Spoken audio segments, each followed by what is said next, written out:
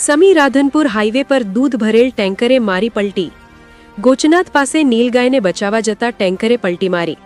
મોડી રાતે હાઈવે પર નીલગાય ટેન્કર વચ્ચે આવી જતા ડ્રાઈવરે સ્ટેરિંગ પરનો કાબુ ગુમાવતા અકસ્માત સર્જાયો। ટેન્કર પલટી મારતા લાખો રૂપિયાનું દૂધ ઢોળાઈ ગયું। અકસ્માતમાં કોઈ જાનહાનિ નહીં, ટેન્કર પલટી મારતા મોટું નુકસાન। રિપોર્ટર દશરથ ઠાકોર, સમી। નામ બશીરભાઈ એન મંસૂરી। હું આબલિયા સ્ટેશન, તાલુકો જિલ્લો મહેસાણાનો રહેવાસી છું અને દૂધનું ટેન્કર ચલાવું છું, બરાબર।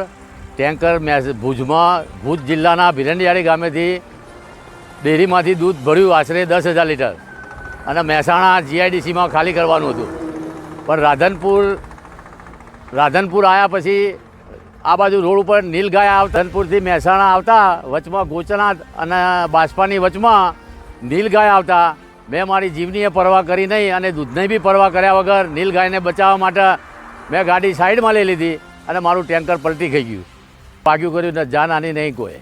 હા, એટલે દૂધ મારું બધું ટેન્કર પલટી ખાઈ જવાથી દૂધ ઢળી ગયું અને આશરે 10,000 લીટર દૂધ હતું, જે અંદાજિત કિંમત 6-6.5 લાખનું દૂધ હતું।